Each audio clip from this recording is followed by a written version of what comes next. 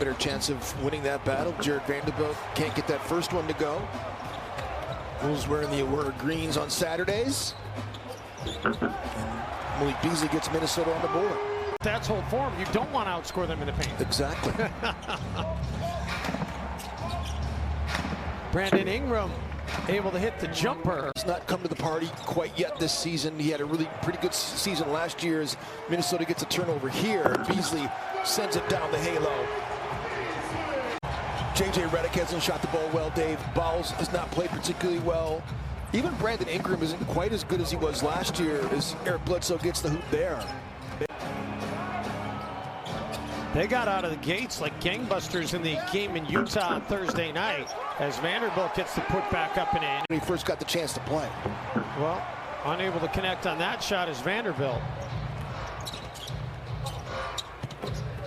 And on the other end, it results in the bucket for Bledsoe. Rubio got it to go over Zion, but it won't drop. Ingram will attack Naz Reid, and Ingram with the finish. Hustles tried to throw it off of Vanderbilt, and instead Vanderbilt able to corral it. Beasley on the other end, no. Naz Reid, yes. Excellent job in consecutive possessions by Naz. Good hustle plays.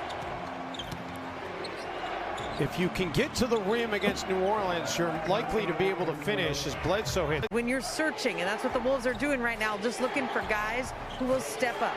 Yeah, Brian Saunders said after the game that there were effort mistakes last night, which is not something you want to hear as Brandon Ingram. You'd think at some point you'd maybe go a different way, but Wolves kept on going at him, and he kept on performing. And you'd think if he was swiping at all those shots, eventually he's going to get called for at least one foul. Yeah. Steven Adams rebounded by Ball. Well, the other deflating thing is that already New Orleans has turned it over 4 times. The Timberwolves only have 2 points. And they should have had 2 more on that missed layup by Beasley. And suddenly the Pelicans are off to a 7-point lead. 16-point lead early on against Utah on Thursday night. They shot 8 of 11 from 3-point range in the opening quarter. Ooh, that was nice. Rubio to Naz. You don't see that very much with Naz. Well, Jim, all but 3 of his points this season have come from either the paint or the free throw line. And the 3 was just he hit his first 3 of the season the other night, and he gets a couple of paint points right there. Yeah, that's what I'm saying in transition. He does get a few, offensive rebound putbacks as well. He should be better than that. Nice pass, interior pass by Naz Reid. Easy to handle. Jared Vanderbilt throws it down. You'd think that Zion would average a few more than 7.6. Right, there is that too. Nice Naz with the 3, and nice start here. A 3-point game. Yeah, this is a great start for Naz Reid. 3 of 5 for him. He's got 7 points in the game, Dave. Following the Timberwolves' loss to the Atlanta Hawks. And Brandon Ingram with the bucket. Before the game tonight, I said, technically, what are they allowed to meet for? And Ryan said he wasn't even sure what the protocol was, but that, it might have to be something like on Zoom to have a good old-fashioned team meeting. Nice to see Anthony get off to a good start here. On the other end, right back at you. Pelicans wasting no time getting back to a 5-point lead. They nearly gave the ball back to Minnesota.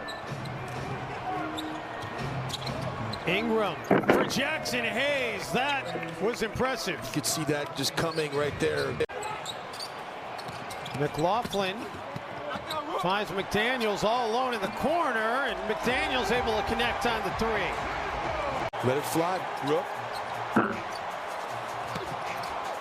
Bledsoe went to the court there after McDaniels had knocked him down, and the Timberwolves get the offensive rebound and a 3, and it's back to a 1-point game. About 1 time now for New Orleans. Pelicans only give up 11.5 second chance points per night, Jim, so it's a impressive quarter for the Wolves in that regard. The 3 ball falls, though, by Hart. Edwards. Oh, man, that thing rattles home. It certainly did. All around good shot. Elevator doors for Brandon Ingram. Ingram gets it off. Nice contest by McDaniels, but it doesn't matter. Into the game for New Orleans, Dave, and he's been excellent for them. He was a player as Zion can't get it to go, but came the second time. My goodness, Zion Williamson. That was overwhelming. This past summer, he played with Sacramento. They picked him up for the bubble. And that was Swanside. There we go, Ant. There we go, and back to a three-point game. That was a really decisive move, too. He caught it. Jared Culver on the isolation. Zion. And that's on its way down. And see, for me, that's hitting a single. What you do, you dribble up the side of the floor and you drop it into Zion, understanding that he has an advantage.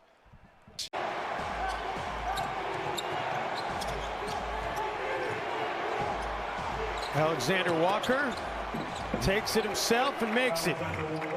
First points of the game for him out of Virginia Tech.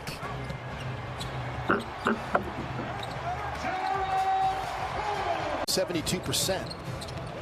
Nice split. Extra pass to McLaughlin. Got Williamson to fly by, connects on the three, and the Timberwolves go in front. Held out at the beginning of this season because he had a really good season last year. Williamson works the offensive glass and gets fouled. And see, this is what I mean about, and I'm not going to get on the officials today. I am not going to get on the officials today. But this is what I mean about Zion being, quote-unquote, unfairly officiated. The defense on the other end by Jaden McDaniels is breathtaking. Alexander Walker, that was impressive as well, and he got fouled on top of it.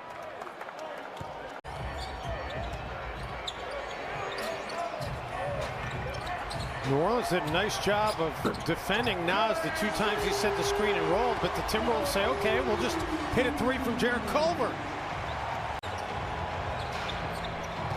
Off to a good start here. Wow, there's a lot of contact there. And Brandon Ingram still ends up scoring. He got fouled twice on that play and gets an and one opportunity here. A couple of teams that both really need wins. See, Jared Vanderbilt was top blocking Brandon Ingram that time, and he cut back door. Lonzo Ball uses the glass. Kidding me? They've worked hard in this game. Yep, they forced 10 New Orleans turnovers. Oh, are you serious, Josh Okogie? Behind the back to Jared Vanderbilt.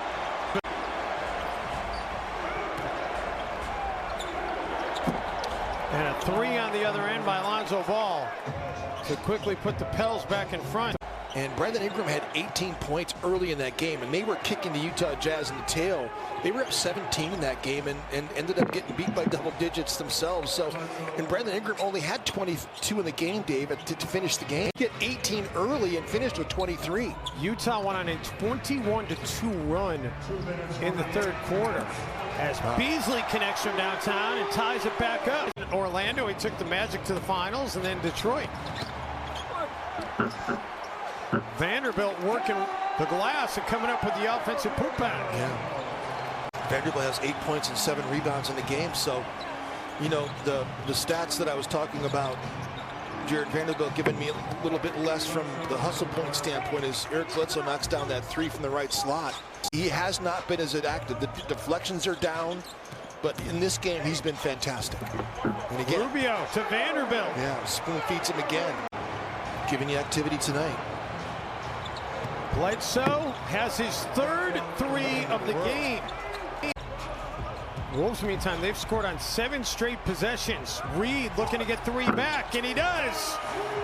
The former LSU star. Rubio and Ricky gives the Timberwolves the lead. Bledsoe. Step back jumper by Bledsoe, and he drills it. That's crazy. What a half for Eric Bledsoe. 19.5 for Bledsoe. See if they can build off it going into this second half. Bledsoe dumps it off for Williamson, and then the interior pass to Adams. Nas Reed doing a nice job here. Rebounding the basketballs, scoring it. Reed gets by Adams and able to finish. It falls off the rim. Adams back taps it. And then the Timberwolves able to come up with a basketball 4-on-1 break. Vanderbilt. Shooting percentage for Zion Williamson. Doing a great job. 59% of the season. His ball can't get that to go, but Zion can. That's high percentage right there. A one-handed rebound. So 59% for Zion on the season. but it's clearly not the same. No. Go ahead, Vando. He's got 14 in the game now for Vanderbilt. That's a new career high for him. Quickly the other way, the Timberwolves get another stop. Wild shot put up and goes in for Beasley. English on that one. Bledsoe, the Wolves get yet another stop. This defense coming out of the locker room has been fantastic by Minnesota. Beasley out of the corner. Vanderbilt with the putback. Get a seat on the bench. Bledsoe. New Orleans has missed 10 straight shots, and the Pelicans able to finally end their drought. Rubio throws it out. Beasley extra pass for Naz Reid. Culver for the three. Everybody's making the extra pass, Dave. They're all making the extra pass. Teresa Weatherspoon, she spent a year playing at CSKA Moscow. Yeah, she did. Trajan Langdon. Louisiana Tech player. Oh, Anthony Edwards. That one was from Moscow. Redick. Jordan McLaughlin trying to get into the cut of J.J. Redick, disrupting him. Hart. That was a tough shot by Josh Hart.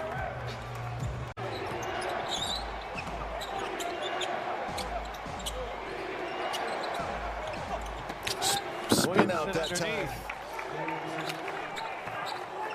Timberwolves, though, have only shot 33%. They could have extended this lead with a little bit better shooting. Seems like it's been better than that, though. How about that play by Culver? 16 times. Just shows you how it takes a while to develop these guys. Jackson Hayes, this is his second year.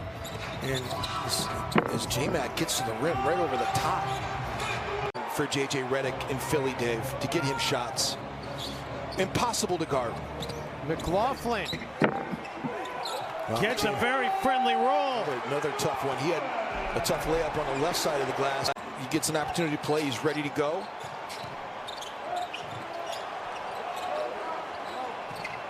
Edwards. There you go, Ant. And they're not lining it up. They're only shooting 44% overall. It'll be Culver. Hop, skip, and a jump. Point guard. He over dribbles, and he's looking to create offense for himself, and he's a good offensive player. But moving the basketball's always been about ball movement and player movement. Okogie putting it on the deck. Drives inside. Davis an offensive rebound and an offensive Davis. Bucket for Davis. Yes. Ingram was trying to get it to Williamson. McLaughlin read it the whole way. Beasley the leak out on the other end. 11 assists and 9 rebounds, or excuse me, 6 rebounds for the two. As the Pelicans get 2 back from Bledsoe. Because I think everybody kind of thought this team was going to be a little bit better. It's the deflection there by Lonzo Ball. He's going to set Bledsoe very wisely. Does the reverse layup. Had he gone up straight away. Since halftime. Zion another rebound. He's got a double-double, 19 points, 11 boards. You know, this small lineup. Ingram. Scoop shot for Ingram. It's back to a 10-point game. He runs out of real estate. Minnesota's lucky to retain possession. Beasley, that's the guy you wanted shooting it. Huge. That was the guy you needed to shoot it. Ball tries to get it right back and does. And Rubio's 89% free throw. Been good this year. Ingram gets it into the paint for the stub. Right?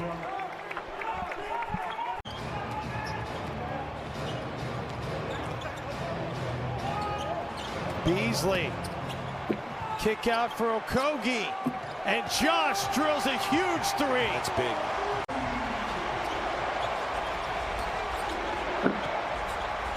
Ball out of the corner. Gets it right back. Kidding me. So now you can't say that Minnesota hasn't been able to get a win without their stars. Wow, and Josh Okogie hits a tip in right there. McLaughlin snuck in for an offensive rebound. Stats.unpredictable.com. Ingram hits a three. And the Pelicans get it back to an 8-point game. Ingram fires up a three and hits a three. 6-point game, 25 seconds to go.